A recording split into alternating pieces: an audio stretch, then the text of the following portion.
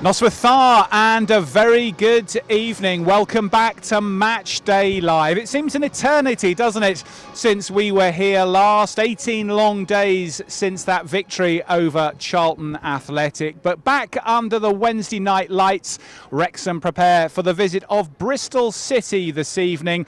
This the first of two games in the space of 3 days. A bit like London Bus's Wrexham home games. You wait 18 days and then you get two in the matter of just a few. Wrexham manager Phil Parkinson is alongside me as we kick off Match Day Live. Again, good evening, Phil. Thank you for joining us at the top of the programme. An excellent point for your team on the road at Ipswich on Saturday. But back here tonight off the back of 3 home wins. I'm guessing you approach this game with confidence. Yeah, very much so. More of the same in terms of the last 3 home games and looking to reproduce those levels. I know you were very pleased with the effort at Ipswich on Saturday, Phil. We'll come to the full team in just a moment, but you've named an unchanged midfield. Is it the extra day of rest from not being a Tuesday night fixture that's given them a little bit more recovery time? Yeah, definitely. I think that is important, having the extra day, and I thought those 3 did really well. And obviously Sheafy and Tomo brought off after 60 when they're both on yellows, and I was a bit concerned about getting the second yellow, so that factored into the decision as well.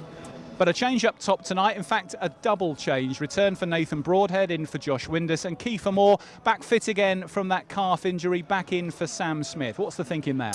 Yeah, Kiefer's had a couple of good days training with us. He stayed back up here over the weekend, worked with the physios, so he's ready. And Broadie's looked sharp since he came back from the international duty. Obviously he hadn't been with us much leading up to the Ipswich game, but I just felt his spark tonight might make the difference. Ollie Rathbone onto the bench for the first time in the league this season. How big a lift is that for him and for you? Yeah, so pleased to get Ollie back, and it's been a long journey for him and frustration, but that's the life of a footballer. And we're into nearly December, and for Ollie not to figured in a league game yet is frustrating for him and for us, but he's back. There's other players, like I've mentioned in the press this week, Rodriguez and Andy Cannon, both back on the training pitch as well, which sometimes it's good for me to reference injured players because you can become the forgotten man, particularly Andy, who's had a very long layoff, and it's great to see him back involved with the lads this week. Now then, up against you in the dugout tonight, Gerhard Struber leading Bristol City. What sort of style of play are you expecting him to instil in his team tonight? Yeah, well, there have been 3 at the back, certainly the last 10 games. Last time they played a 4, I think it was against Oxford. 3-4-3, 3-5-2, a bit like ourselves really. They changed between both those systems. I expect them to start as a 3-4-3 in tonight's game. They'll play out from the back, but they'll mix the game up. They play a lot of passes in behind the opposition defence. We've got to be wary of that. I think they've got the most through passes in the league, and we went through that with the lads yesterday, where the middle one of the 3 at the top is always looking to threaten on the last line. So we've just got to be concentrated against that. 3-4-3, it's the system we played against a lot, so we know what we've got to do. Phil, thanks so much for joining us this evening. All the very best. We'll hopefully catch up with you post-match. Thank you. Cheers. Wrexham manager Phil Parkinson looking forward to tonight's match with high-flying Bristol City, who arrive at the Stoke Kairas in 6th place in the table. A team who have improved their finishes in the Championship over the last few seasons, and certainly this time right in and amongst the playoff picture as we move into the second third of the season. Back on Matchday Live duty tonight, delighted to see Mia Roberts and Andy Morell as ever. Good evening to you both. What time did you get back from Ipswich then? That was a fair old hike. Mia? Well, we got stuck in the car park was the worst bit. Oh really? So you didn't get started? They didn't let us out for about 45 minutes or so. We got like an hour and a quarter after the kickoff, and then we breezed it straight out, but it was very annoying. I got through all my food before I got out of the car park on my way home. But anyway, you take a point, don't you, away from home, and it was a nice point too. a very gritty performance, Mia, but putting together now a run, Wrexham, of win at home, draw away, which has worked for 6 games on the spin. It's a formula that's taken the club into a good position, and a win tonight could send them as high as 8th place. Absolutely. I think, the last few weeks, that's something you could probably say about this Wrexham side, that, I think they're looking like a real solid championship side, whether home or away. They look really difficult to beat, and that's what you want to be in this division. And, that's now 3 clean sheets on the bounce. That's a huge thing for obviously Okonkwo, but also that back 3. Obviously Dan Scarr coming into it fairly recently. He's done, a tremendous job since he's been asked to do that central role. And yeah, I just think, listen, I think there are maybe a few questions to be asked of us going forward, but going away to somewhere like Portman Road on Saturday, that's a brilliant point and clean sheet. Now, Andy, the team tonight, we'll have a look at it on screen in just a moment, but 2 changes from Saturday. I asked Phil there clearly whether or not the extra recovery day is what led to him naming an unchanged midfield 5. Were you still surprised, though, that perhaps Matty James had not come back in, or there'd been a little bit of tinkering across the middle after such a hard-working performance on Saturday? Yeah, maybe. But I think he's probably looking to Saturday as well, with it being a closer game. I think the changes will come next Saturday rather than tonight. I think he's got the extra day. They got home all right, and then that 3rd day recovery, if you like, and a decent training session, all of them together. He probably looked at them and gone, "Oh, they're all ready, fresh. They're all ready to go again. Let's do them again, and then we'll worry about it on Saturday for Saturday's performance here." But no, Kiefer Moore, big plus for us tonight, coming back into the team. So looking forward to him leading our strike force. And Nathan Broadhead returning. It's the all-Wales international front line. We've seen Phil, of course, deploy that here previously. What would your perception be of the fans' reaction to that? Do you think they'll be sad not to see Windass for a home game, particularly the way they combined for the Coventry match? Or will there be a recognition, do you think, from some fans that you've got to keep freshening it up, and these are 2 number 10s that are going to alternate perhaps a bit?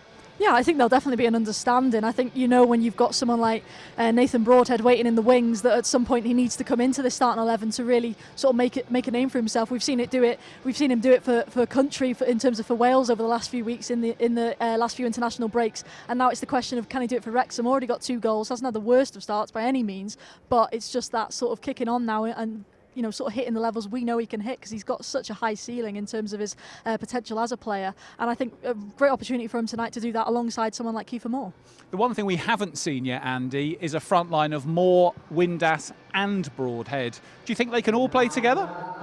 Well, I think there's going to be possibly games out there that could work, and you go to a 2 sitting midfielders and you just play the 3 to just go, and maybe if you're chasing a game a little bit, you might be.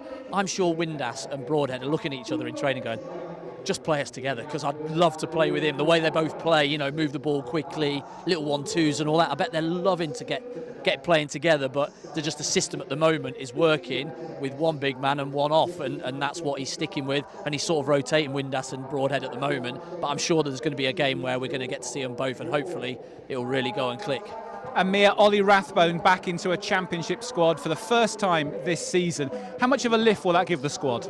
Yeah, it's massive. We know how big of a player he was last season, obviously player of the season, and what he gave to us, right up there in terms of top scorer as well. So he's a huge player, and by all accounts a great personality in the changing room as well. So that's huge. And obviously not just him. There's a number of boys coming back at the moment on grass, in terms of Andy Cannon, Jay Rodriguez, who I know aren't eligible till that 1st of January point. But it's great to have these bodies back in, and it only raises the standards again. Well, tonight, Ben Sheaf is at the heart of the Wrexham midfield. He's really made an impact since arriving from Coventry. And we've got a chance to have a look at him in tonight's head-to-head against Zach Viner, the Kenyan for Bristol City, who has been one of the most regular names on Gerhard Struber's team sheet this season. Both of these players in their late 20s, as you can see on screen, both of them with a heap of experience in the Championship, and Viner offering that kind of flexibility, Andy, to a manager, that he can step in central midfield or also in central defence, and it's centre back where we think he's likely to feature tonight. Yeah, I don't think they'll change the back 3, so I think he'll play that left side, but yeah, he can play in there as well. I think I was talking to the press boys up there, they're wondering who's going to be the other midfield pivot for the 2 in there, whether it's Roberts coming or Sykes going in there. They don't really know, but Vine, as they said, he could go in there, but they don't think they want to disrupt that back 3 that they've had that's done so well so far. Listen, they've had a brilliant start with all the upheaval in the off-season, so I think this is going to be one of our toughest games here. And one of the highlights from a Wrexham perspective, Phil, I'm sure noticed when the team sheets were handed in, Mia, was no Scott Twine for Bristol City tonight. Goal-scoring central midfielder, pretty deadly with a free kick, 6 goals to his name, but he's out injured. That should give Wrexham a fair old lift. Yeah, I think so. Listen, Bristol City have still got, such a large amount of quality players in there, but Scott Twine being one of those that you do feel like on his day can cause you real problems, like you say, especially from those set pieces, which he's got quite a long highlight catalogue of those goals. So yeah, I think it will, but they've still got to play those that are in front of them. And I think, like I say, Bristol City are coming off a really good win away at Swansea, and yeah, we'll be full of confidence as well. Well, we're here tonight after Wrexham dug out that point in East Anglia on Saturday. Ipswich Town under Kieran McKenna, one of the favourites for promotion at the start of the season in the Championship, having dropped down from the Premier League in summer. This is one of Wrexham's longest schleps of the season. A hard place to go, but the Red Dragons managed to come away with a point. Let's have a reminder of how things played out at Portman Road.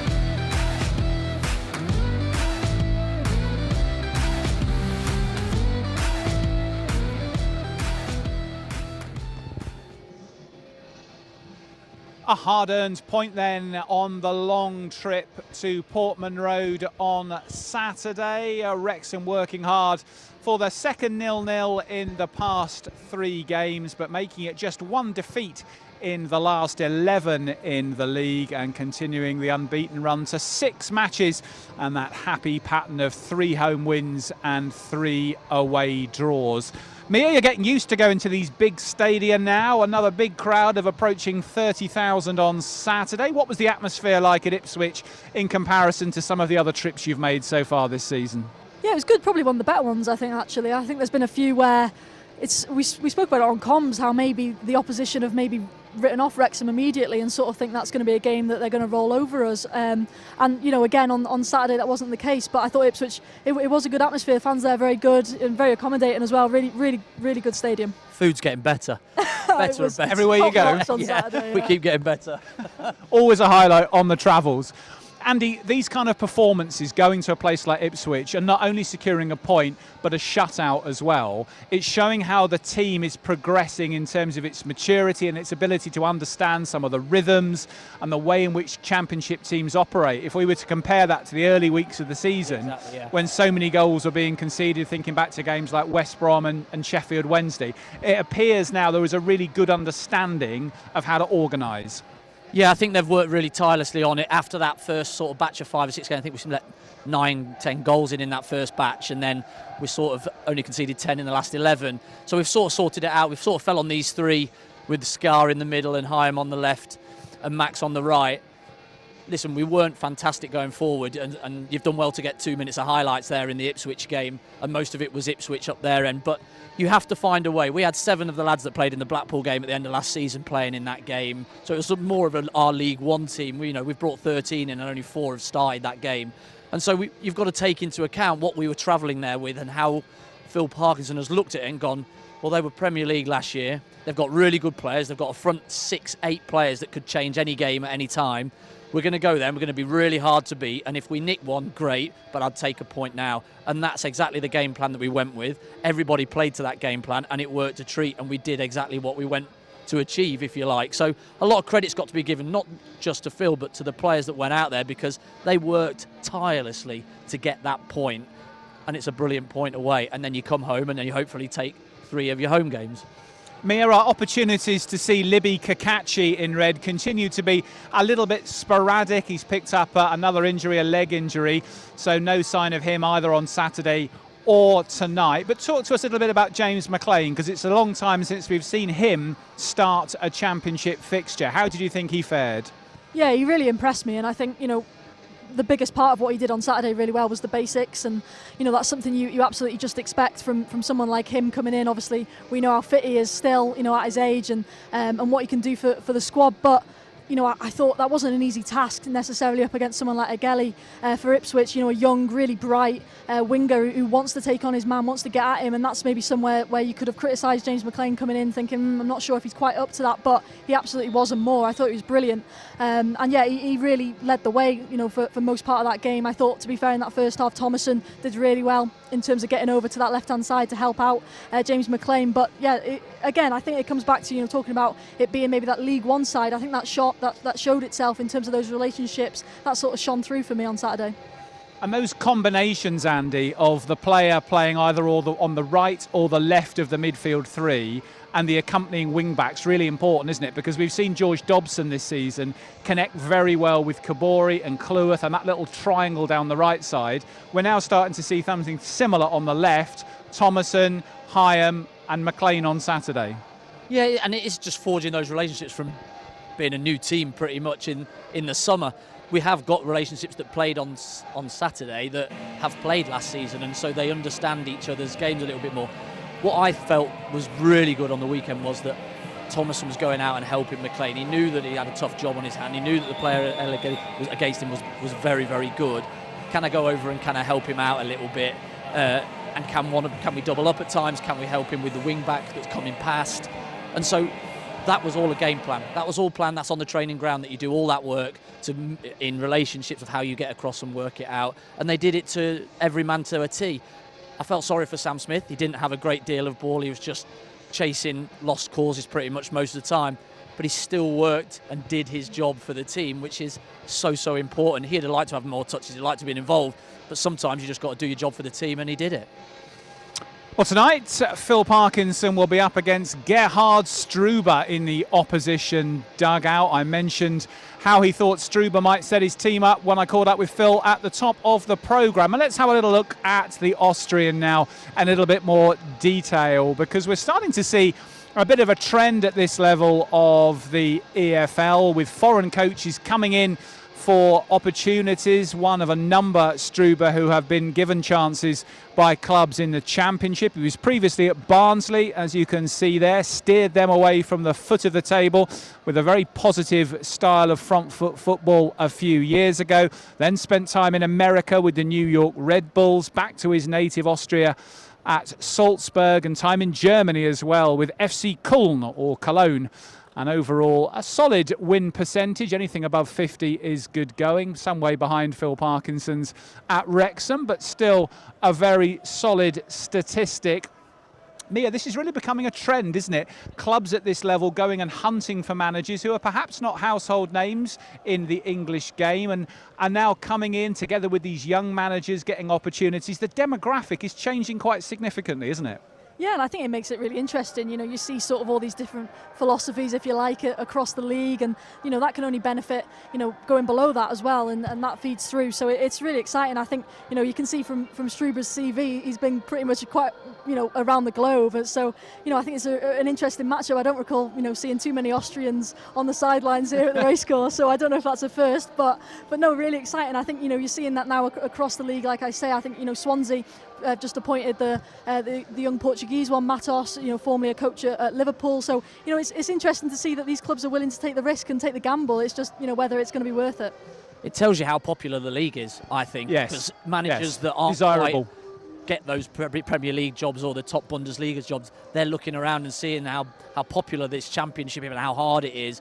You go and have a stint there and are successful, then you're next in line to go and get one of the big jobs. So they can see it as a stepping stone for these clubs. And Southampton's interim manager also impressing at the moment. 4 straight wins. He's putting himself right in the frame, isn't he? Another from foreign climes. So we're certainly seeing these managers being able to cut it at this level, because sometimes you'd think, Andy, do these managers know enough about the English game, the way the game's played, the culture of the clubs, but most importantly of all, the players available? But it's internet now, it's all on screen. So, if you've got a decent team around you, you know pretty much most of the players that are in the team, in the leagues, where they are, and if you're out of work, you're keeping tabs on where all these players are and what type of teams, what manager might be coming out of work. So do I do a little resume and research what they might be doing, so that when you're going into these jobs, you're not going in blind, and you're going in with a philosophy that you believe in that's going to work at these different levels.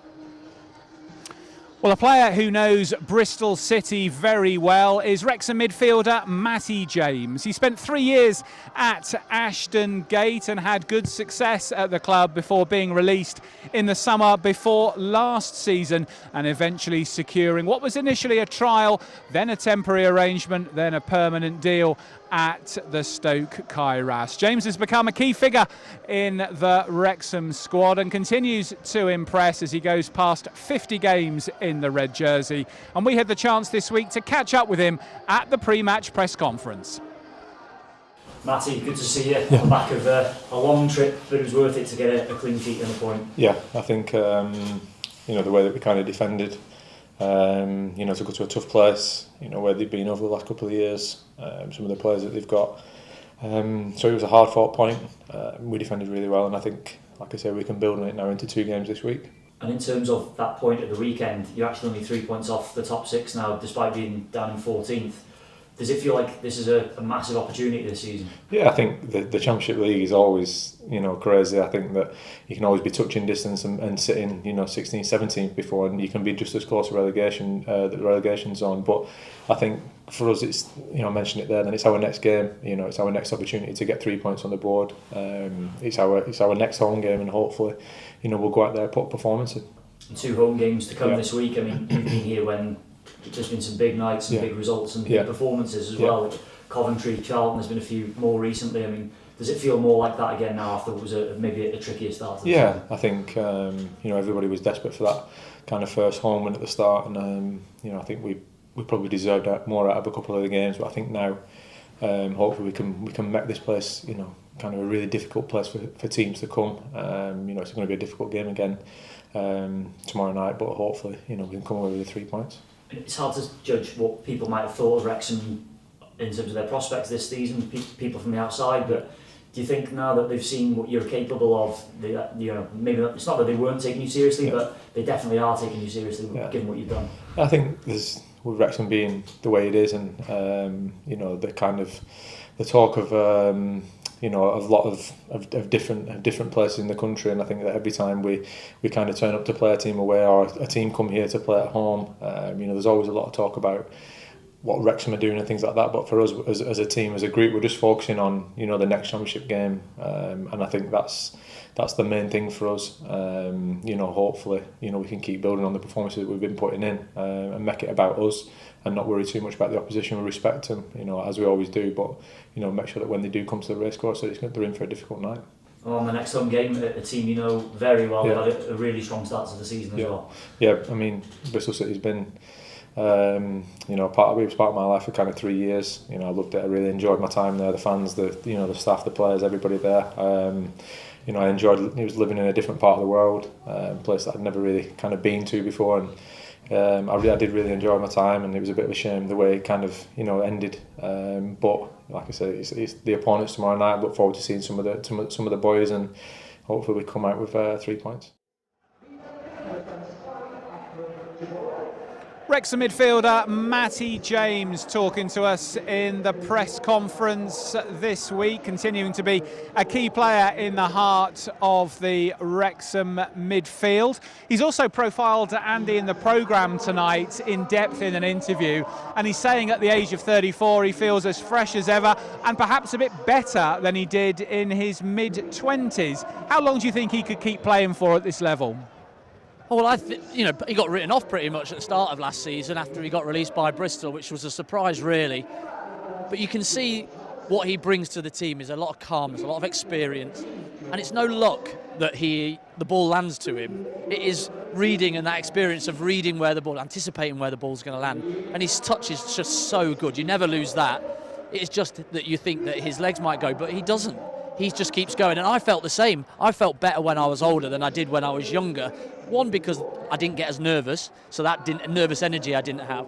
But also, I knew that I was confident. I was a bit more confident in myself, and he knows where to be on the pitch. And so you do go out and you do feel a lot better when you go, and he can just keep playing and playing, especially if he has two people around him that have legs. He could go for another 2 or 3 years, maybe at this level, but his career, he's got another 4 or 5 minimum.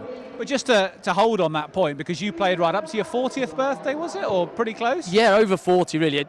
On and off, let's put it that way. A little bit less when you got over that milestone. Yeah. But what were some of the things that you'd have to be really conscious of? Is it diet? Is it fitness? Yeah, all of that. But you know your own body a little bit more than you did when you were 20. So when I was 24, 25, I was like, I'm training and I'm training and I'm training. And if I was out of form, I'm training even harder, I'm training even harder.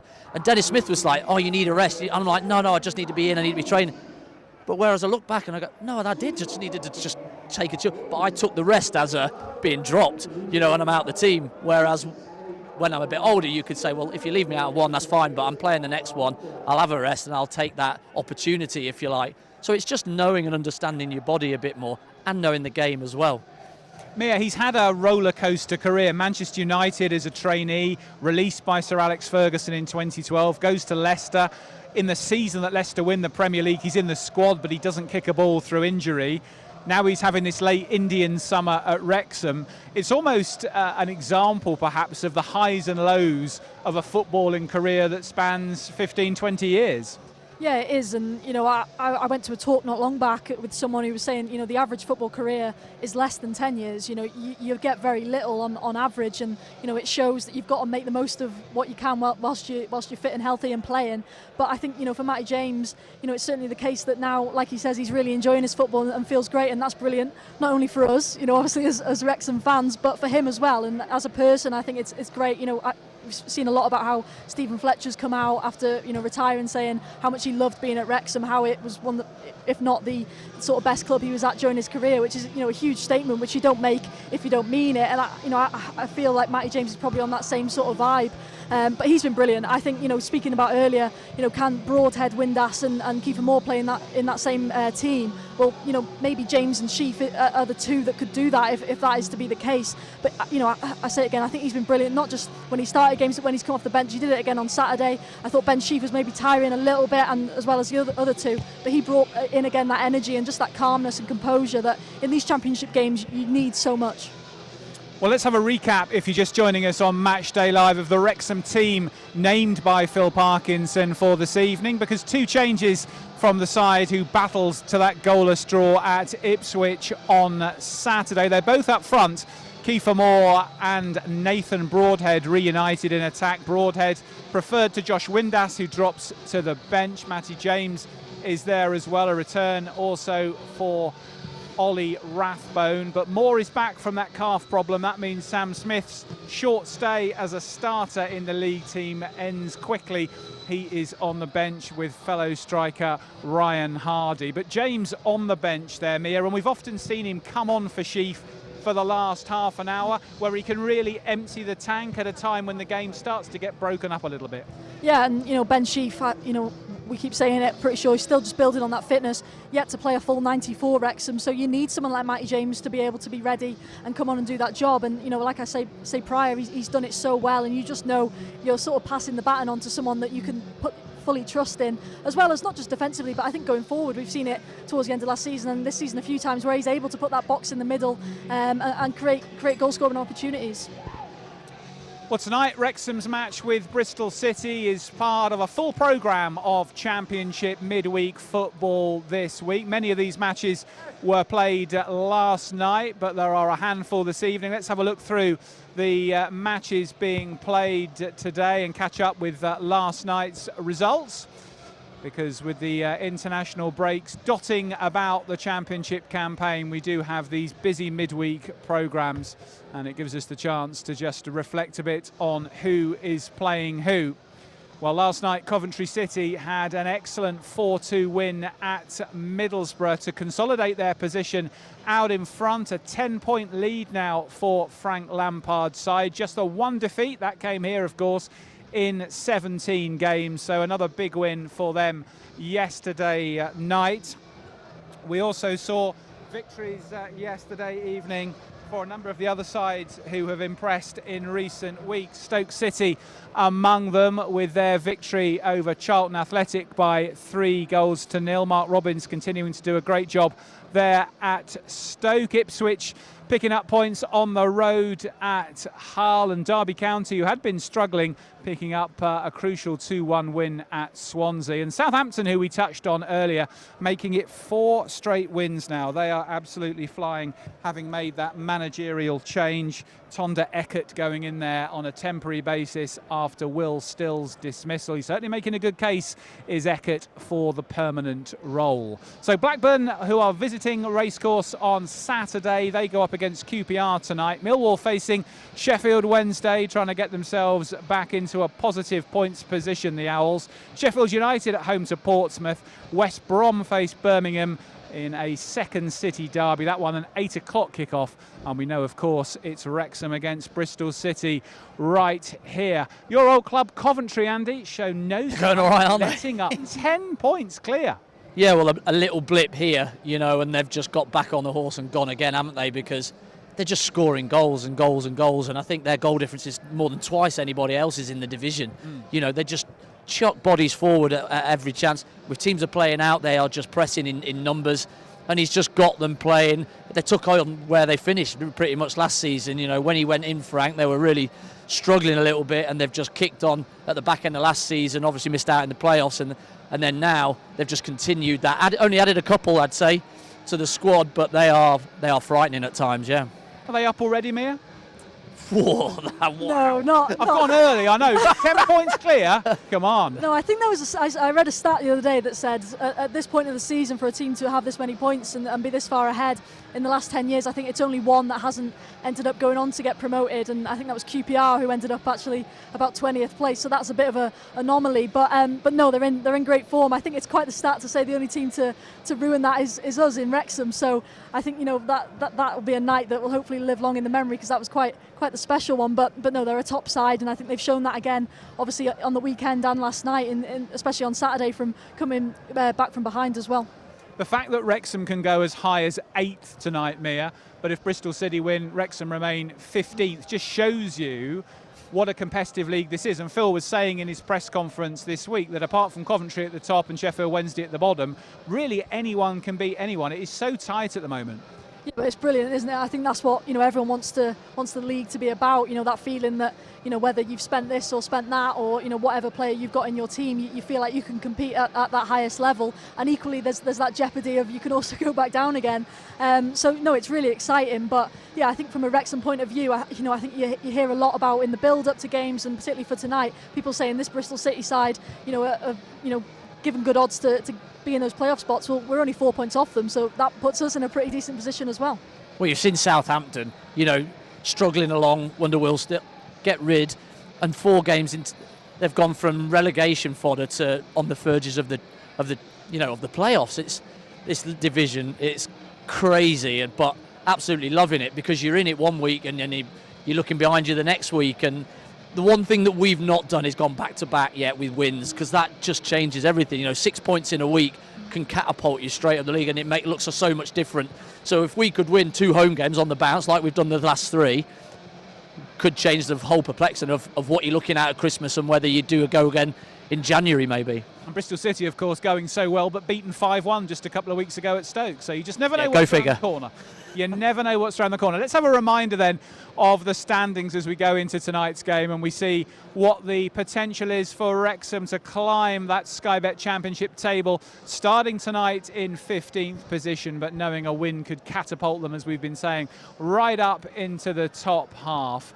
Well, if we look at the bottom half of the table to start with, then we know that down at the bottom, Sheffield Wednesday have really got it all to do. -4 after that deduction caused by going into administration. Norwich have changed their manager. Liam Manning went in the summer, leaving Bristol City for Carrow Road. He has since parted company with the Canaries. They've got work to do. Sheffield United have improved a bit in recent weeks with Chris Wilder's return.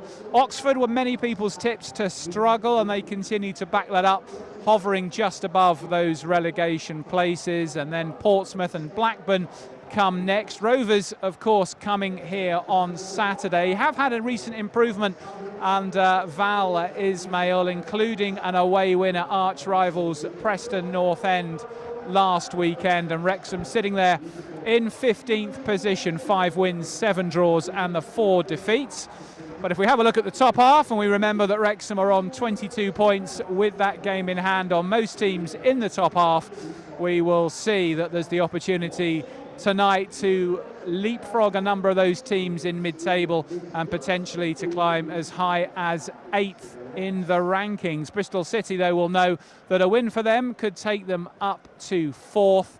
And they know all about this end of the table, a team who have gradually improved their championship finishing position over the last 5 seasons. 6th last year, playoff semi-finalists, losing out to Kiefer Moore's then Sheffield United, but right in the mixer this time. Mia, if I was to ask you at this third way through the season point where your money would be to finish in those top 2 slots, where would you put it?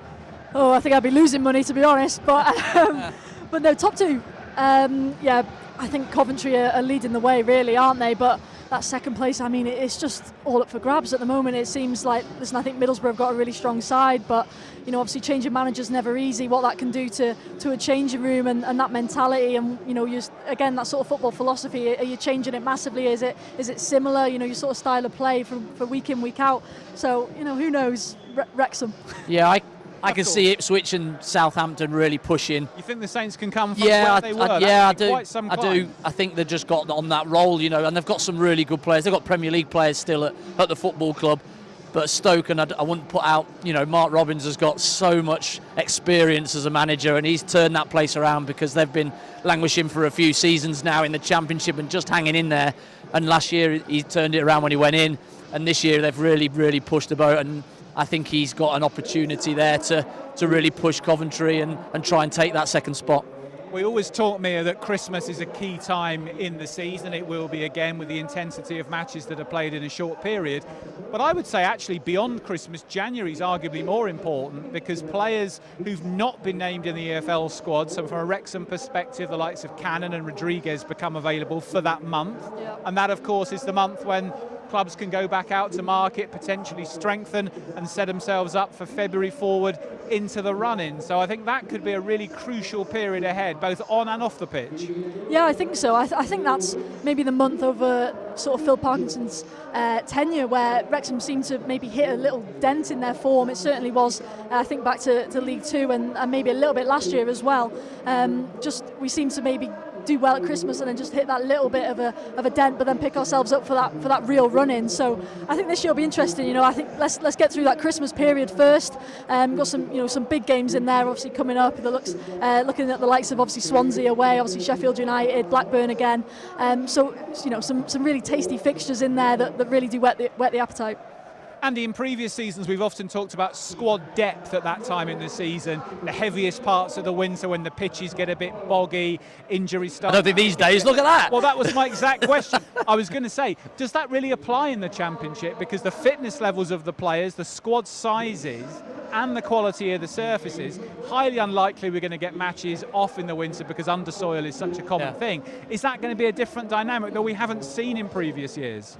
I don't think so. I think it's the squads are so thick. Ours especially is so thick, and we're seeing the the fruits of it at the moment with the players that we've got to, because we've got so many out with niggles and injuries at the moment.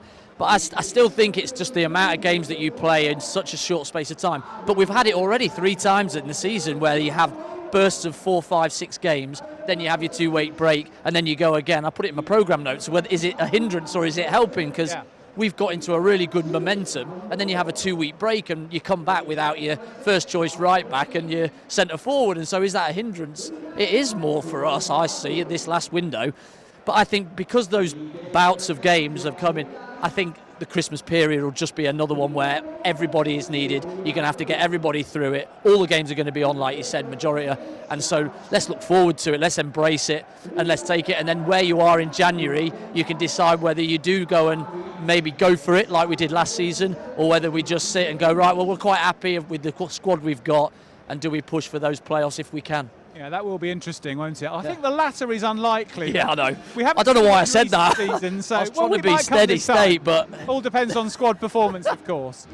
Today, Wrexham Football Club are very happy to support White Ribbon Day. This is a day bringing to attention the whole mission of stopping violence against women and girls. You might see 2 white ribbons on the pitch from some of our camera shots, and the club right behind that campaign. So look out for those white ribbons today as Wrexham contribute to raising awareness in the campaign to stop violence against women and girls. Great progress being made in this area, but more always to do. Just a reminder that this Sunday the Wrexham women's team are back at the Rock for the very first time in a long time. They are playing against Swansea City there. It's taken a while to get the Rock up to standard, but that, after a lot of work behind the scenes, has now been achieved. And Wrexham will take on Swansea at the Rock on Sunday afternoon. It will be live streamed, of course, as well through the Wrexham website. But if you're in the area and fancy some live football on Sunday afternoon, £3 for adults, £1 for children. Jenny Sugarman's team in red-hot form at the moment in both cup competitions. Aren't they, Mia Roberts? I couldn't possibly comment.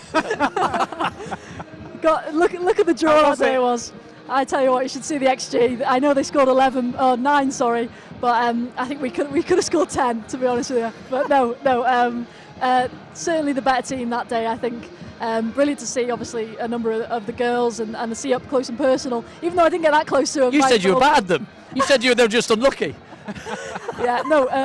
It's a really top team though, and I'm really excited to see how well they do. Obviously, chances of us getting them in the other cup in the next round as well. So, so we might get one back. Revenge. Exactly that. Well, I remember the year when Crystal Palace beat Liverpool in the FA Cup semi-final 4-3. The year they went on and lost to Man United in the replay in the final. They had lost to Liverpool 9-0 earlier in the season. I was at that game. Were you? I was at the 9-0. That's random. Were you there? I don't know why. I don't know why I was there. Thanks for that. Were you at the final? No. Right. Bring the programme next week, Andy. We look forward to seeing it. But anyway, Mia, the point is, there is hope. There is always hope. Onwards and upwards in the Adran North this season for you. 7 minutes then, or thereabouts, before kick-off here at the Stoke Kairas. Wrexham taking on Bristol City this evening in their latest Sky Bet Championship fixture. 2 changes from Phil Parkinson this evening. Out go Windass and Smith. Back come Broadhead and Moore. Rathbone returns to the bench. This match a 7:45 kickoff.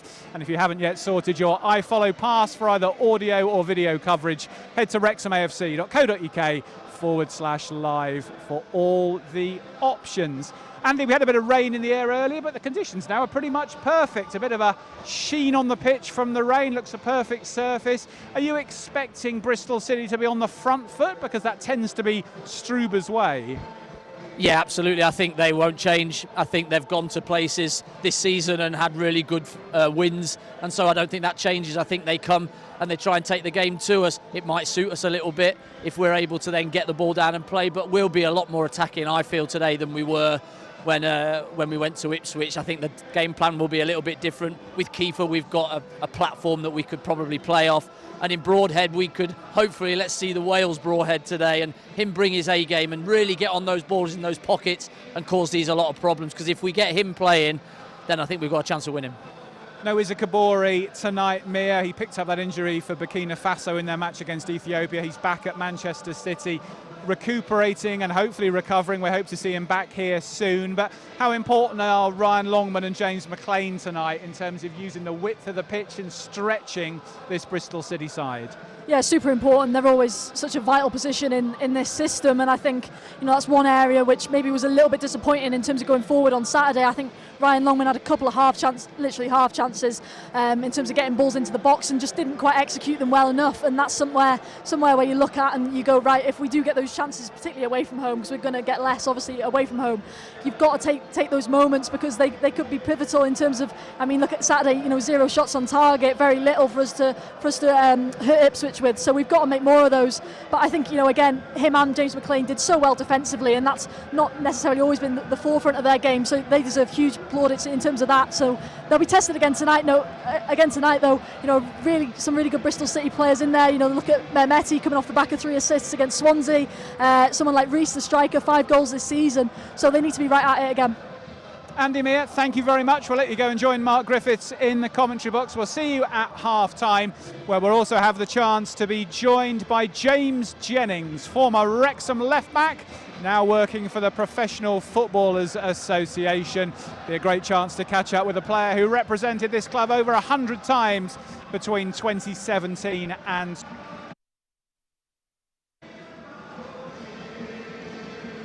header that sent Wrexham into raptures against Stoke City in the FA Cup a few seasons ago. A famous old Wrexham afternoon in the end, one that ended in glorious failure.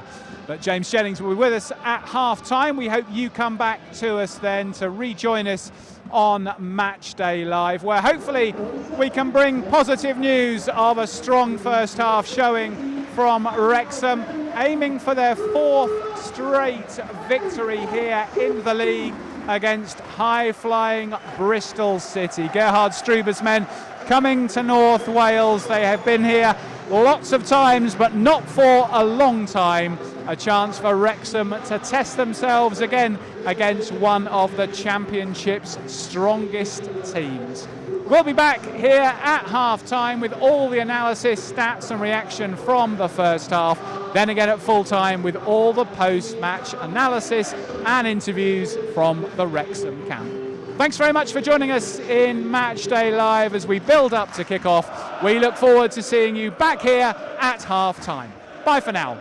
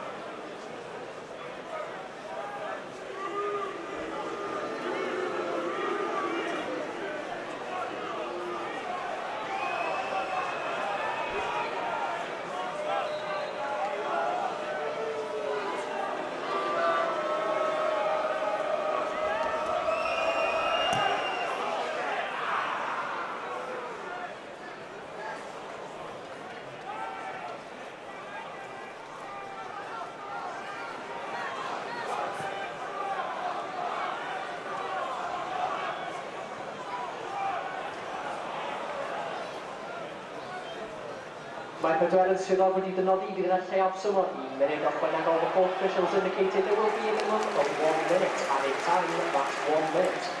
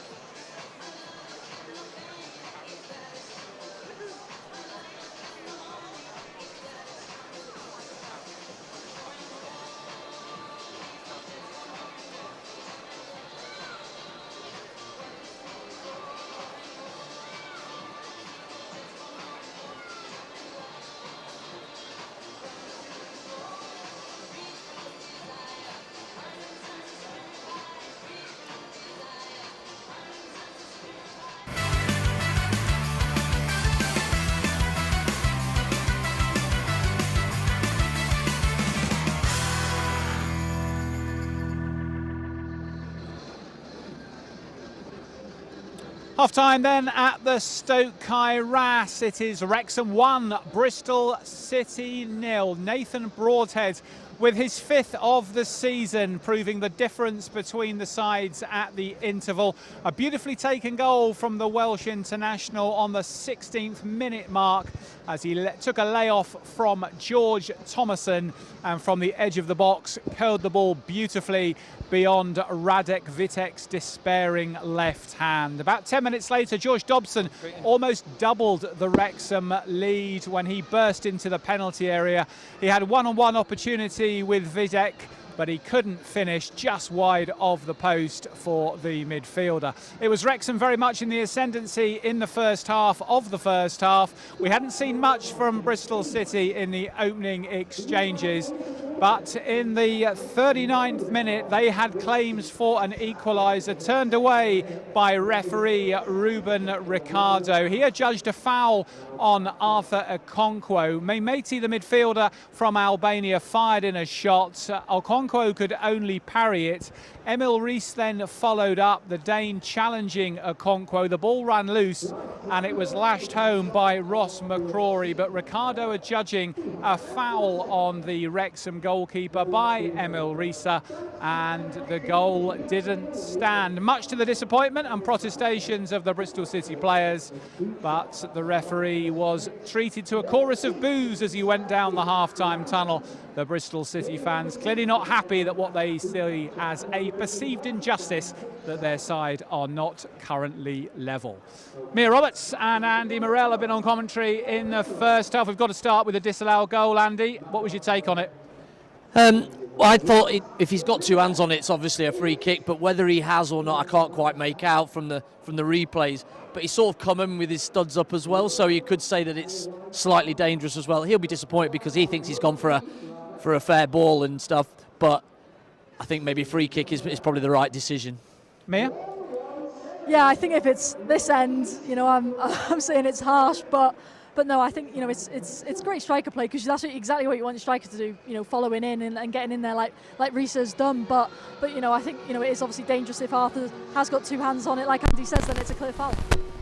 Let's take a look at the half-time statistics then to see the story of that first half. Wrexham with the crucial lead at the interval thanks to Broadhead's beautifully taken goal. He really took it nicely, using the instep on his right foot to curl the ball into the far corner. Wrexham with a better of possession, 55.5% to 44.5%. Total shots in the end pretty even, Stephen, just the one each on target, only one clear-cut chance for each side. Bit of a surprise, Mia, to see that the total shots looked similar, I thought, because Wrexham seemed to be in the ascendancy for much of that period. Yeah, I thought Wrexham were brilliant, probably for that first half hour, really. I thought, we spoke about Bristol City coming out, being direct on the front foot, but I thought Wrexham just matched them more, really, and really showed, the intensity that they wanted to bring at home at the Stoke Kairas tonight. I'm not sure if you can count that Nathan Broadhead one as a clear-cut chance, to be honest. I think, he makes... think it must be George Dobson's their captain. Oh, of course, yeah, which he should probably do better with, really. That was, great opportunity, absolutely, wasn't it? Something about these midfielders in these one-on-one positions just need to get over the line on that, and who knows where we'd be on the table. But no, I think it was a brilliant first half hour from Wrexham. I thought they were so neat and tidy. I thought those three midfielders were excellent, whether it was Thomas and Dobson going forward in that attacking sense. I thought they were both brilliant, and Ben Sheaf as well at the pivot, really just controlling the game from midfield. Well, a quick look at the defensive stats, then we'll bring James Jennings in, our half-time guest at the Stoke Kairas this evening. Wrexham, of course, managing to preserve their goal where the visitors were unable. Bristol City with one more tackle, one. Clearance is pretty much even, Stephen, but the aerial duels, Andy, very much in Wrexham's favour. Yeah, well, I think we've been dominant. It's the best I think we've played football-wise in that first half that we have all season. We really looked sharp with it. We looked to play passes, nice, neat little 1-2s and stuff in there. I thought we were really good for that first half an hour. Bristol came back into it. But let's talk about the goal, please, because that was just beautiful, wasn't it? On his back foot, opens up the shapes it into that far corner, and it's just a brilliant goal. And Nathan Broadhead, I think, has really took to this game today. His first touch was brilliant, a little reverse pass, and then from there he's just not looked back. He's looked like he's picking up pockets, he's looking to play forward, and he's looking to get in on goal, and I think he's been brilliant. Andy, Mia, thank you very much for now. We'll give you a break because we're going to bring James Jennings into the studio, former Wrexham player of note, over 100 appearances in the red shirt. James, great to see you again at the Stoke Kairas. 2017 to 2020, your spell with us. As you come back this evening, does it all come flooding back? It has, yeah. No, it always does when I come back here. I love coming back to the racecourse, seeing some familiar faces, and kind of reminiscing on, those the times I spent here at the club, and it seems quite a long time ago now. I'm sure it must feel a very different era as you look out on Championship football out here. How does it feel to be back in a stadium that's starting to look a bit different, and the whole shape and environment around Championship football compared to the National League days you enjoyed? Yeah, no, definitely. You can see the difference and the progress that the club's made, and as you say, just looking a little bit different. Obviously, they've took the stand down here now that used to be here, and doing work on the Cop. And filling it up, and as you say, being in the Championship, I was driving across earlier this afternoon, and just the thought of the club being in the Championship, holding its own in the Championship as well, in a healthy position, and even the start of the game as well, seeing the team start off so bright and positive, and up against an established Championship team. So it's great to see. I loved my time here, so it's it is really good. As you look back on that spell, James, are there one or two games that immediately come to mind that were highlights for you? Yeah, Chris, you know, the cross-border derbies, obviously amazing games to play in. You know, played in some good derby games over the years. But, you know, the Wrexham Chester games, you know, right up there. You know, the atmosphere, the build-up, what it means to both clubs. And, you know, when you come away from it with a win, you know, the whole town's going home happy. Likewise with the games against Tranmere as well. You know, taking 1,500 fans away at, you know, to Prenton Park. Big games like that, and the 5-1 win here Boxing Day against Salford as well. Yeah. You know, Boxing Day games always great playing here. You know, fantastic atmosphere, and you know, to get a big win like that. So yeah, they're probably the key standouts. Who would have thought that season Salford went on to win promotion after we all went out here very happy? I think Ben Tollett got the last goal that day. I remember it was a thorough victory. Yeah, no, it was. I think I remember rightly. We were given Christmas Day off, and Salford were in training that day, and you know, for us double win. Yeah, it's a double win, but I think they got one back on us on New Year's Day. There aren't too many downsides, James, are there, of the ascent that the club has been on, but the lack of a cross-border derby perhaps is one of them.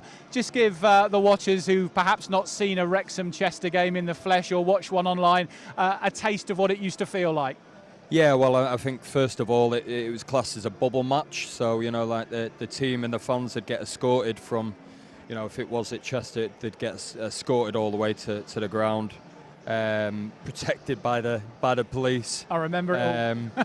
And yeah, just hostile, you know, like, and likewise when Chester, you know, had to come over with the protection of the police getting into the stadium. You know, we'd always make it really hostile.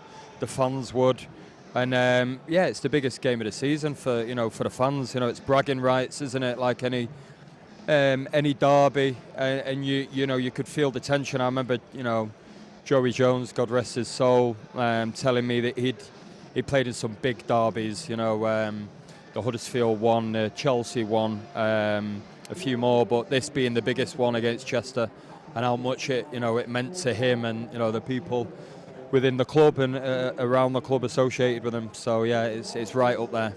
You talk about protection, James, in that context. You're currently part of the Professional Footballers Association. You're working effectively for the Players' Trade Union, and your role there is to protect players, isn't it, in disputes and similar situations. Talk to us a bit about that.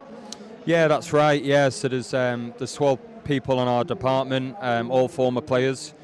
And our job is, we're the primary point of contact at those clubs that we're allocated to, from the Premier League down to League Two, and you know, we look after the players from any contractual disputes, internal disciplinaries, act as a mediator between the player and the club, any FA charges relating to, you know, doping, betting, fines and bans. So yeah, we ultimately look after the players, protect the rights, and kind of protect them through their journey while they're playing. And once they're a member for life. And yeah, I mean, it's a job that I really, really enjoy, and you know, get to work across, you know, a wide scale of players from all the leagues. And having played over 400 games as a pro yourself, are you finding that many of the situations that you're seeing and the players that you're representing are situations you saw yourself, either as a player directly or around you in past dressing rooms? Yeah, definitely. Obviously, the game's changed massively since when I first came into the game. You know, the resources and support that's out there, you know, internally at a club and externally as well. You know, the players have got huge support. And rightly so nowadays. You know, you've got the societal pressures, social media, and there's still a lot within the game that needs changing. But you know, within the PFA, you know, we have got plenty of support there. We've got a lot of people on the ground now that are getting out to the clubs. You know, well-being support. We've got the brain health support, EDI. You know, there's so many people there that are supporting the players, and we're getting in there as well. You know, and building the relationships up with the players, and hoping that, you know, when they do play, finish playing, you know, have got the support then to transition into a different career. Fantastic. Well, James, great work that you're doing for the players. Thanks so much for coming to join us on Match Day Live. I wish you all the best ongoing at the PFA. Quick prediction, are Wrexham going to hold on to this? Yeah, I think so. Yeah, I think it's been a really bright start. I was really impressed with the intensity, and they allowed them back into the game a little bit after about half an hour. But, you know, I think going in at half-time, 1-0 up, kind of reset, and you know, I'm confident that they're going to hold on to the win.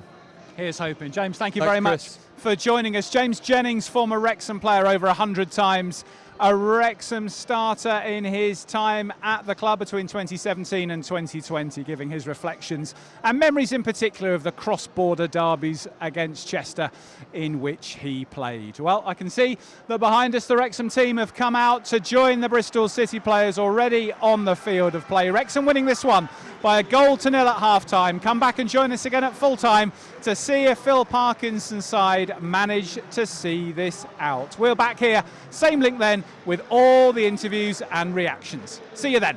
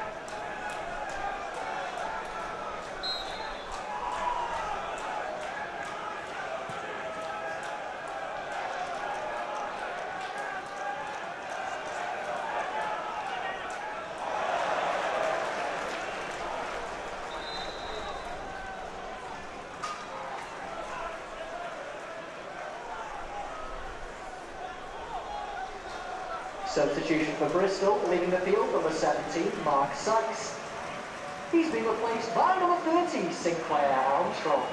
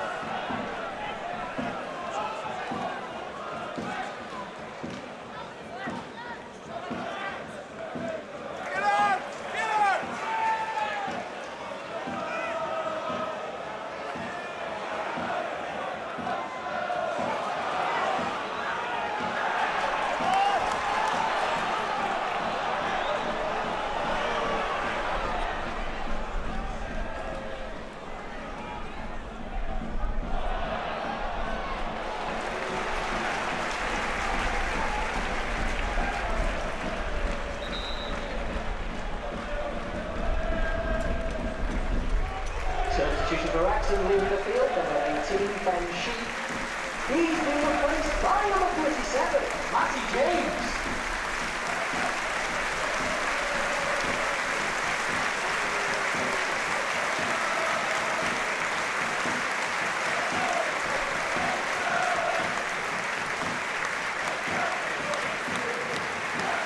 And leaving the field, number 33, Nathan Broadhead. He's been replaced by number 10, Josh Winder.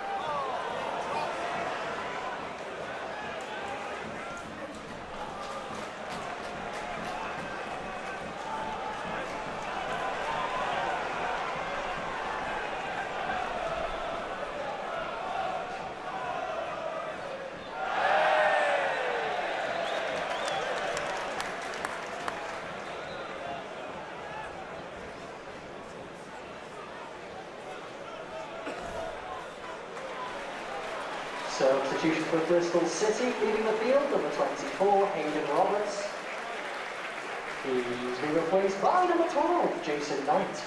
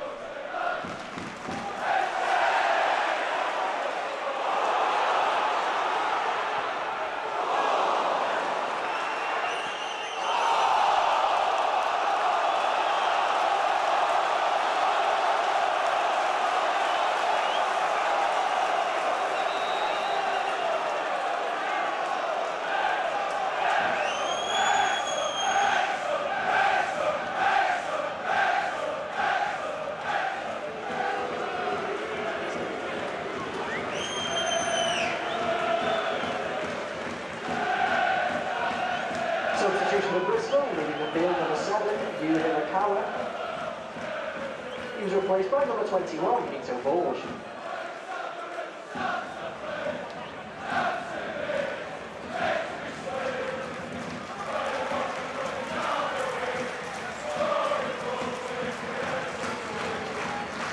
And number 3, Cameron Clinton, replacing number 2, Ross McCauley.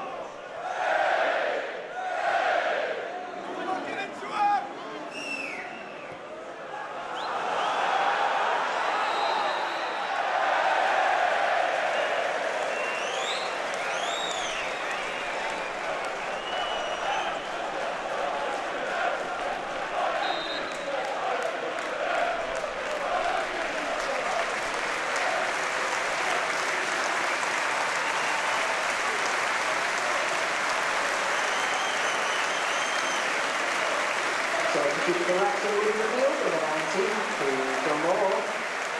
He's been replaced by number 28, Sam Smith.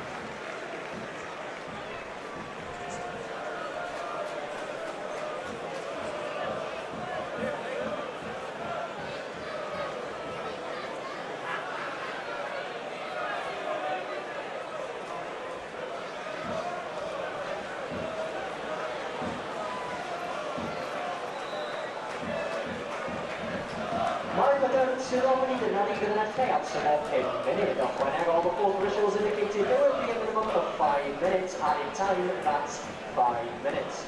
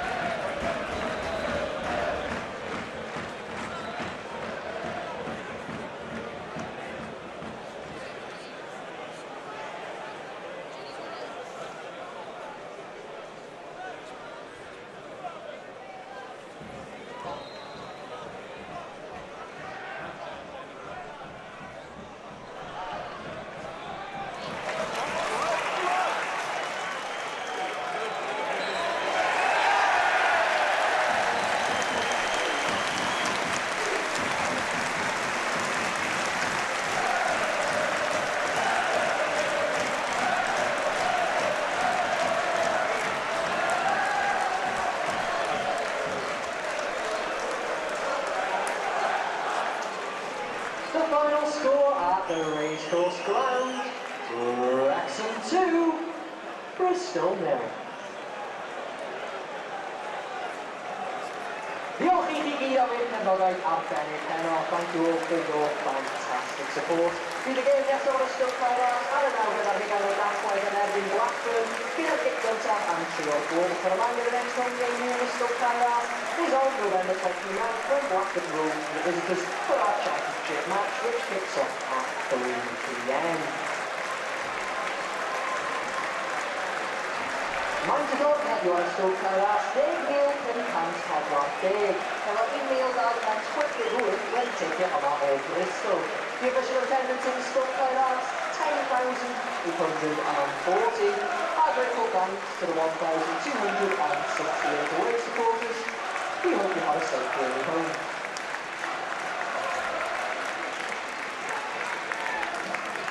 Chwarae Follow Hamlet Stadium gafodd yn y dyn South Adre I bawb. A safe journey home to all supporters. From 6-0 while in the stadium. The puck shot will be open for 30 minutes after full time on a massive thanks to Paris for her help with the music this afternoon. We'll see you again this Saturday. Not quite there.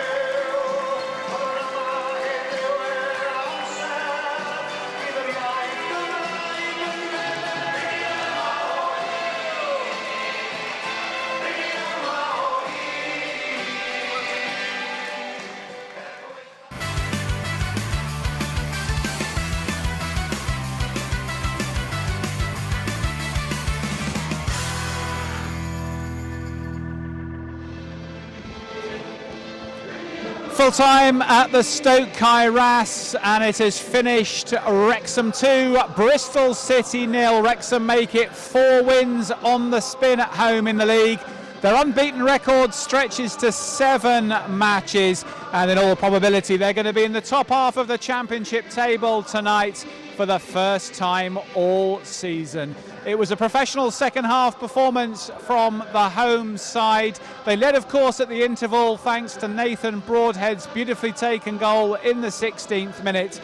Bristol City came out hard at the start of a very open second half, but their fire was finally put out by a George Thomason corner which hit the far post of Radek Vitek, bounced back, hit Vitek on the back of the calf and rolled over the line for an unfortunate own goal. Thomason might yet claim it, but I think the dubious goals committee might deny the Wrexham midfielder his first goal for the club. It mattered little though, Wrexham getting that crucial second, ensuring Bristol City had no way back into this game, and Phil Parkinson's side seeing out the match in comfort to bank yet another win against one of the top sides in the division. Mia Roberts and Andy Morell have been on co-commentary. Mia, mission accomplished. How would you summarise that Wrexham performance? Yeah, very good. I think they'll all be absolutely delighted with 3 points again at home, and I think that first half hour, I think Andy said it at half time, is some of the best football we've seen from Wrexham so far this season. And then it went a little bit scrappy, a little bit more end to end. Obviously, there was always going to come a point where Bristol City grew into the game and had a bit more sustained possession and momentum in our own half. That was always going to happen. But I thought again, defensively our shape was really good as well. But the start of that second half, I think, like I say, it was a bit more end to end, and it was sort of just crying out for someone to take an opportunity and really take a grip of the game. And on today it comes from George Thomason in a bit of an unexpected way. I think two goals today we've seen, both of real high quality, really. I know you could probably question Vitek maybe or the Bristol defence from the Thomason goal, which I am going to give him for now. I'm not going to call it a Vitek own goal just yet, but I'm delighted for him, because I think he spoke to us not long back and seems like a really good signing, who I think is someone that maybe people had under the radar and weren't maybe ready to put the spotlight on because of obviously the injury setback he had at the start of the season, but he's come in and done a brilliant job. Andy, clearly it was backs to the wall on Saturday to chisel out that point. A very different feel to tonight's game. How did you feel Wrexham went at this one, and what does this teach us about this team's ability to beat the top sides in the league? Yeah, well, they're flexible and they can take on teams, especially here at home. They're willing to go for teams here. I thought the possession in the first half was some of the best possession we've had here or away from home this season. And then second half, we can defend now. Our team is with 4 clean sheets on the spin, and we don't look like we're going to concede goals. I think Mehmeti's chance in the first half really was the only chance that Bristol have had tonight. We can go away, we can be dogged, we can sit in and nick a point at a Premier League team from last season, and then we come home and we win the game. We've gone draw, win. We now just go back to back and win, because that really does catapult you up this league. Well, Blackburn Rovers will be the puzzle to solve on Saturday. A team in the league with a far better away record than they have a home record.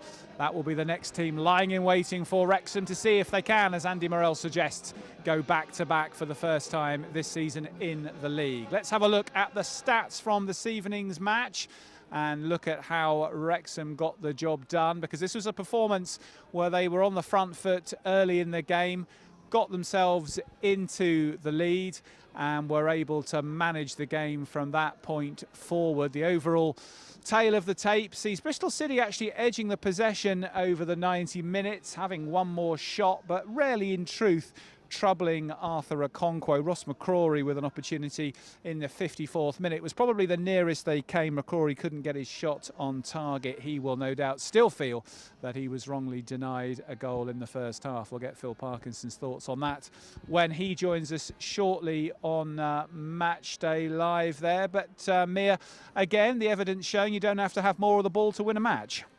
Absolutely not, and I agree with you. It didn't really feel like that Bristol probably had more of the ball, but I suppose in some ways it sort of did, in terms of Wrexham winning a lot of duels in there. I thought that midfield was brilliant today. I thought Matty James, we spoke about him pre-match, I thought he was brilliant when he came on. Sort of had that bit of bite which I was sort of expecting to see of him today if he did feature, because of obviously how it ended at Bristol City, and I thought he was brilliant, just really solidified. I think that's something where we look so strong at the moment with those substitutions coming off the bench, when we're asking so much of Sheaf or whoever's in that middle of the park, and to have someone like Matty James coming on with fresh legs, it's a real sort of quality that this squad has at the moment. So I think Phil Parkinson will be delighted. I'm really intrigued to see what he makes of it, really.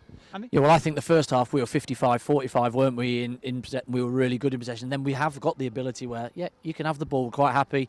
We're very, very organised. We don't give up chances, and then we can counter on you with a pace, especially when we were getting Broadhead half turn, then Josh Windass when he came on in those positions, and we can just go, and then the fullbacks can go.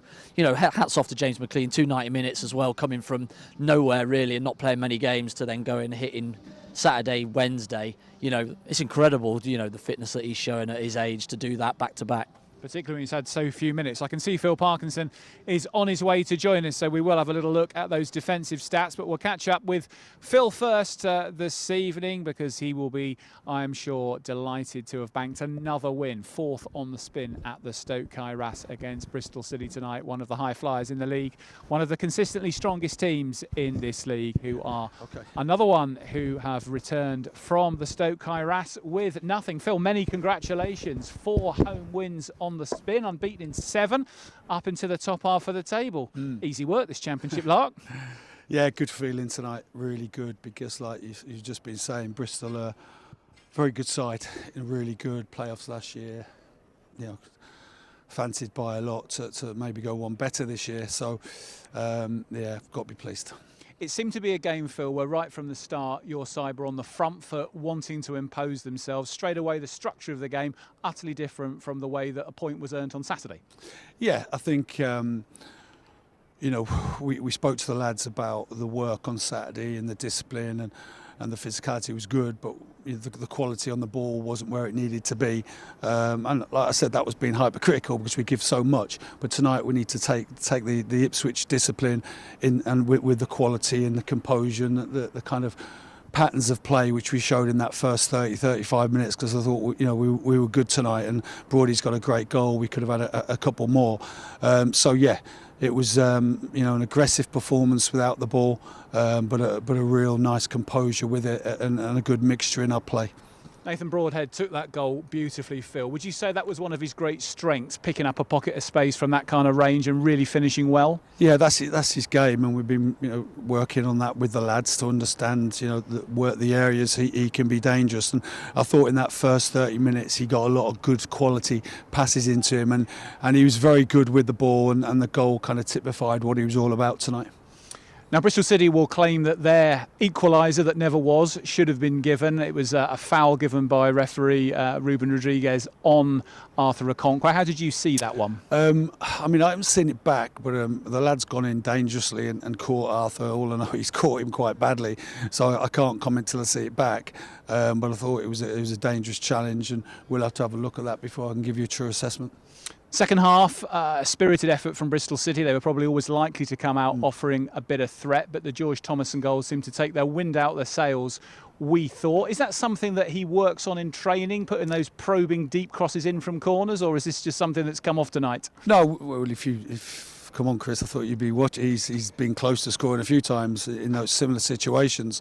Obviously, there's a corner routine which there's an area of the box he's aiming to hit, but obviously it's a dangerous delivery. I thought, of course Bristol were going to have some periods in the game, but we've had some brilliant chances in the second half to have taken the game right away from them. We had 2 or 3 one-on-one situations. One's come off the keeper, and the defender did well against Josh. We could have scored more. So listen, it's a good performance from us. We're very pleased against a really good side. When you look now at the run that you're on, 7 unbeaten, you're picking up draws consistently away, you're winning matches regularly here, the defence, you've not conceded now in 3 games. Are you starting to think, whilst of course the league is never something you can take anything for granted for, that you've got a structure and a setup now that's going to put you in a really strong position for a powerful second half? Well, we're not complete the first half of the season yet. 4 clean sheets on the bounce is good, but we've got to earn that, and I think we've got to keep reminding ourselves that. I put a quote up from Virgil van Dijk after the Liverpool defeat against Forest, and he spoke about they've got to get back to the work, the first and second contacts, blocking things, all the basics. And I spoke to the lads, that's Liverpool's captain who's talking about the champions of this country, and we've got to make sure that we keep that kind of core of our game in place, because that's what's got us on this run. And defenders have been good, but we've got another huge test at the weekend, but we've got a couple of days to recover, but they're in the same boat as us, and we'll be ready. And Phil, when you look across that performance tonight, are there any other aspects that particularly pleased you?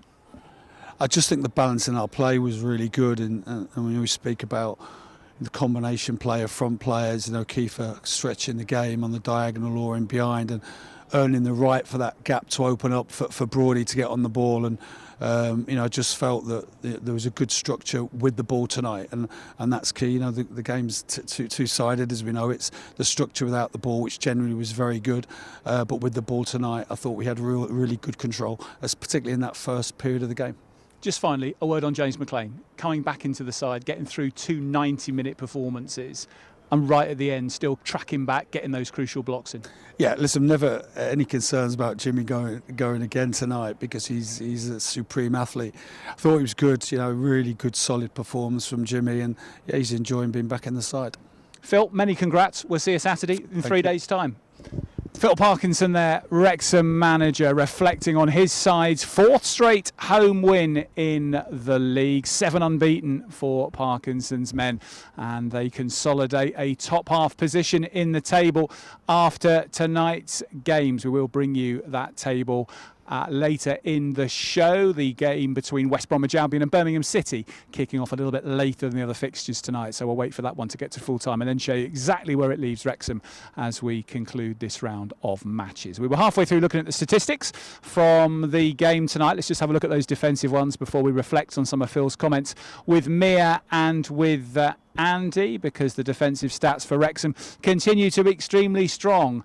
No goals conceded now in 4 matches. It really is a very solid defensive unit between Scar, Hyam, Cleworth and of course Arthur Okonkwo, aided of course by the midfielders and attackers, never to be left out of the defensive effort in their ability to close down space and track back. Wrexham having the better of the aerial duels again tonight. Andy, once more showing the power in the air of Cleworth, Hyam and Scar in particular. Yeah, I think you add more onto that as well, because he's come back and headed out of our box numerous times from set pieces, and won his fair share when it's been played up to him as well, nearly getting James McLean in on one of the points and nearly nodding to Broadhead as well.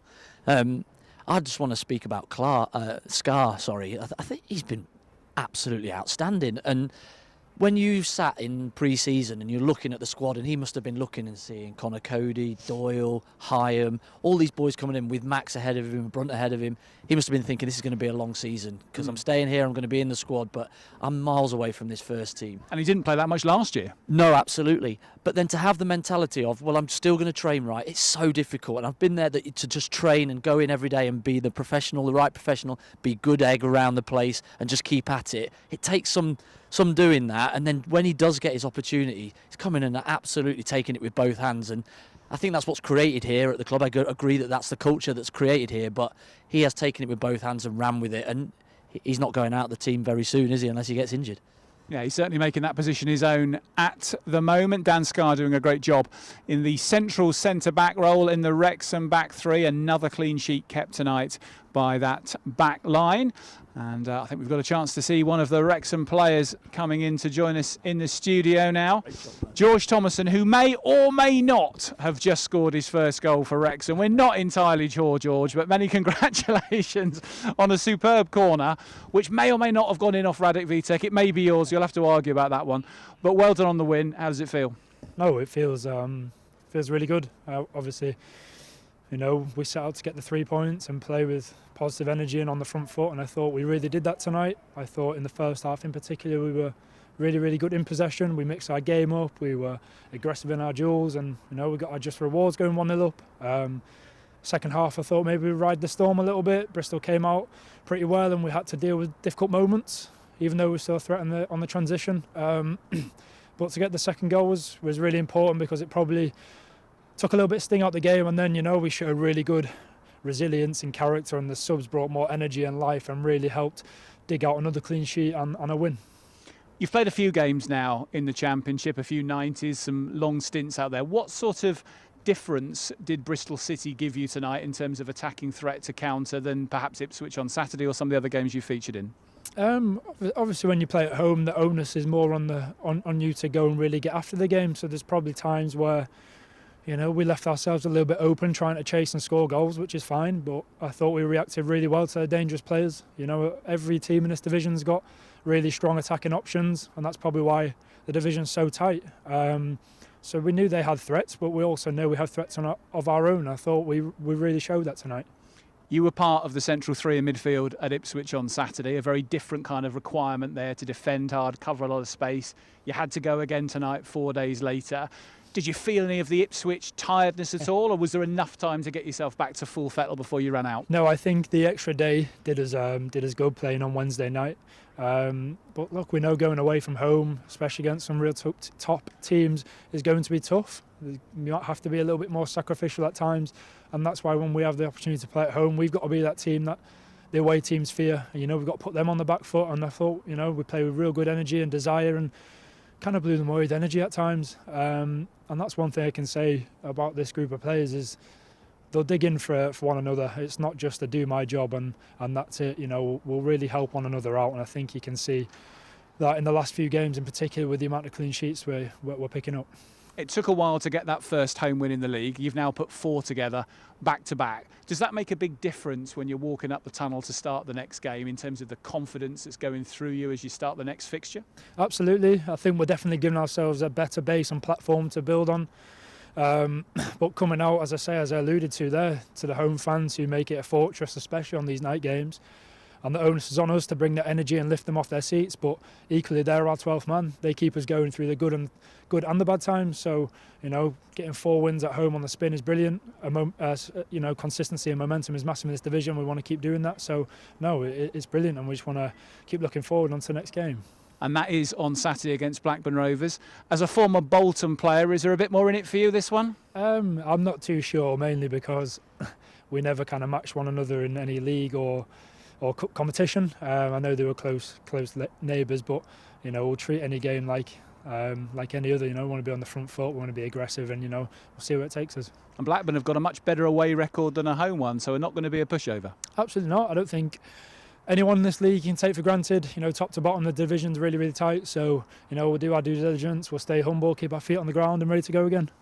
Quick word on Nathan Broadhead. What do you think of that finish tonight? Yeah, top draw. You know, really clever player. He's not the only forward in this club that's got that kind of talent, and he's got it in abundance. So no, I'm delighted for him. He got a half decent layoff as well. I think an easy 10-yard pass isn't a bad assist. George, many congratulations on both the assist and possibly the first goal for Wrexham. We'll see how that sorts out. Well done above all on the win, and we'll see you on Saturday. Thank you. George Thomason, Wrexham midfielder, and heavily involved in the second Wrexham goal tonight, either his or perhaps a Radek Vitek own goal, we're not quite sure, but above all a crucial moment in the game which shut down Bristol City's claims to try and get back into this one. Wrexham 2, Bristol City 0 in the full-time result. Sorry Andy, what was that? We're giving it him. You're giving it to him? Oh, yeah. That's fine. I'm only going off what a few websites seem to have agreed on, having watched the replay, but I don't really care. An excellent performance from George again, Mia. He's really settling in well, isn't he, in that left of the central 3 role, combining well both with Broadhead for the goal, but equally defensively, I thought, covering back, supporting James McLean down that left-hand side. Absolutely, it feels like, you know, he just gets himself everywhere, really. I think in that first half, the amount of times he found himself as the sort of most forward man was really impressive. And, you know, I think it speaks volumes that tonight we haven't mentioned once how we're missing Lewis O'Brien, not in the squad obviously because he's suspended. And you know, if you were saying that a few weeks ago when we were talking about how he was one of our most important players, I think, you know, that only falls itself on George Thomason tonight of how good he's been in the last couple of games, where Lewis O'Brien obviously wasn't in the starting 11 on Saturday, and then, you know, obviously suspended today. But yeah, he's been brilliant, and I think, you know, hopefully he gets that goal, because I think that could give him an extra lift as well. It's going to be an interesting team selection, Andy, isn't it, for Phil on Saturday? Because I think he will be conscious of the players who've had a lot of minutes in these last 2 games, and it is only a 3-day turnaround to Blackburn. But the interesting aspect of that is Blackburn have had the same challenge. So both the managers, I think, will be looking at each other going, how many changes is he going to make? How many changes is he going to make? He'll be nervous of changing a winning team, but we've seen him do it this season. A couple of weeks ago, making 4 changes off the back of a win. So I don't think he'll be frightened to do it, and this is where squad depth comes in, and I guess just looking at all the data perhaps as to who's run what distances, and clearly conversations with players. Yeah, well, I don't think the keeper and the 3 at the back will change. I don't think he'll ever change that. Sheaf, I think, will play because he starts and plays, and then it's Matty James is normally and then I think he likes to freshen up that front end of the pitch to give that legs and that freshness that he's wanted. The extra day has helped today, like Blackburn have had, and we will look now to see. He'll just look on Friday. He'll get them all in training. Half the team will recover tomorrow. Half the team will train.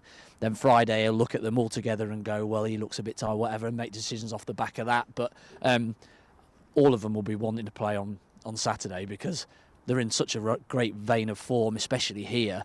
Everybody will want to play and start in that game. So he's got a great conundrum. I'd rather be picking that than picking who do I select here that can play for me to win a game. Sure. Let's have a look at tonight's results then around the Championship patch, because there has been a full programme of fixtures, as we've mentioned, this week. A number of games played yesterday, but further games played tonight. The West Brom against Birmingham game is still going on, but with just a few seconds really left in that one now. So let's look across the division. As far as the Southampton fixture were last night's games, Blackburn continue to struggle at Ewood Park, beaten at home by QPR by a goal to nil. Millwall beating Sheffield Wednesday by a goal to nil, so Millwall continuing to go very nicely. Sheffield United's revival continuing. Portsmouth starting to struggle now, beaten 3-0 at Bramall Lane. The West Brom Birmingham game 1-1 as a latest score, and we know of course that Wrexham have beaten Bristol City here by 2 goals to nil. We'll have a look at what that means for the table now, because it makes for good reading for Wrexham fans. It's the first time this season since the club's return to the Championship, having been out of it for 43 years, that Wrexham land in the top half. And there we are. We can see the opportunity exists. That's the bottom half of the table. We see that Oxford have dropped into the bottom 3. Sheffield United move out of the drop zone for the first time in many weeks. Blackburn starting to slip a little bit there, and Watford just completing the teams in the bottom half. Let's have a look though at the top half of the table, where we will see the Wrexham name called out for the first time this season. This excellent run of 7 unbeaten games taking Wrexham to 9th in the table there. Played 17, 25 points, 6 wins, 7 draws and 4 defeats, and a positive goal difference. Just a point off the playoffs. Bristol City there, tonight's opposition, in 6th place, 26 points from 17. Wrexham 25 from 17. And that West Brom against Birmingham City game has now finished 1 each. Point off the playoffs, Mia Roberts. Dare we? Very nice. I have to say, I love that transition when our name's in the top half. It looks beautiful, doesn't it? But it's a good thing to see. But no, I think that has to have been the aim for the last couple of games. I think to try and push ourselves further up that table, obviously, and to do it in style. I think tonight, and I think the last couple of games have shown that this Wrexham side can succeed in a sort of multitude of ways, not just necessarily sitting in and hoping for something on the counter. But tonight, I thought we showed some real good stuff in terms of that sustained possession and putting the pressure on Bristol City, who are, like Phil Parkinson said, a really good side. I know they were without someone like Scott Twine tonight, but I still think there's a number of players out there, with full Championship quality, and that side should be right up there really come the end of the season. And to now only be 1 point behind them says a lot. There was always going to be a period of gelling. We've discussed that in previous shows, Andy. But ultimately now, Wrexham will start to become the hunted, won't they? They've been the hunters. They start to become the hunted now, because when you start to move in and around those playoff places, there'll be teams lower in the table looking up, as we've done tonight at Bristol City, going, what's this Wrexham team all about then? You'll get that extra level of scrutiny, perhaps. Yeah, I do, and I think the league's settled down a little bit as well. You can see Sheffield United 2 wins all back-to-back. Southampton are coming. Do you know what I mean? A lot of the teams now are just starting to find their feet, a couple of wins, and the league looks completely different when you look at it a week later. So, yes, definitely. I think people have been looking at Wrexham all season and going, what's this going to be like? What's this going to look like coming the season? How will they evolve? Yeah, and they've evolved immeasurably for me to integrate 13 new players into the team. Not all 13 are playing, not even half of them are in the squad or in the starting 11 today, because the lads that have been here, done it, are just churning it out again and are just going it and understand what Phil Parkinson's asking of him. What they have got is a group of people that are implementing a game plan that the manager's asking of them, and they're doing everything they can to implement what he is telling them. And if you've got a group of lads that are doing that, you've got a chance of winning football matches, and they're doing that, and you can see the confidence coming in all of the players that are out there now, and especially at home. We've turned that corner of we couldn't get a home win, we got a draw, and then we're winning. It's got that feel of last season about it again, and we're coming strong at the right time of year. Let's have a look ahead then to the weekend and the next programme of matches, which will come thick and fast in just 3 days' time. It's the usual model of a set of lunchtime kickoffs on Saturday, together with the traditional 3 o'clock slots for the majority of games. together with an early game on Friday night, which is Oxford United's battle with Ipswich. Then Leicester Sheffield United, Portsmouth Bristol City and Stoke against Hull are the lunchtime fixtures, which will have concluded as the afternoon programme gets underway. Coventry facing Charlton, Middlesbrough up against Derby, Millwall against informed Southampton, struggling Norwich against QPR, Sheffield Wednesday against Preston North End, who started the season very well, stumbled a little bit of late, West Brom against Swansea, Wrexham Blackburn here, and then the Monday night game, Birmingham City squaring up to Watford. You would have to say, Mir, on current form, Wrexham will be seen as favourites against Blackburn Rovers, but they are a bit of an anomaly, Rovers, with a far better away record, so nothing to be taken for granted. Absolutely not.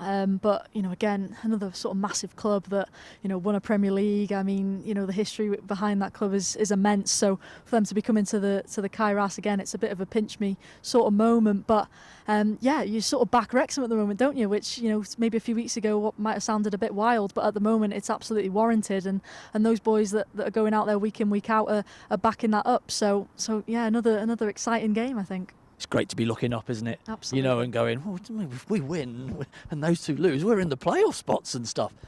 Magic. Well, it's incredible to be a point off the playoffs, isn't it? From Yeah. a few weeks ago when Wrexham were nearer to the relegation places than the playoff ones, but that's what a 7-match unbeaten run can do for them. Absolutely. Hopefully a different result to that FA Cup one not so long Very ago. much, yes. That was a Fingers difficult night. That was a Park, cold night, it was, It absolutely. started off all right, then it went rather downhill. Andy Mir, thank you very much. Lovely to have you both as ever on Matchday Live and on commentary. We'll see you on Saturday. Well, if you're celebrating Thanksgiving tomorrow, we really hope you have a thoroughly enjoyable day, both in North America or in some of the other parts of the world that celebrate the festival that comes around on the fourth Thursday of November every year.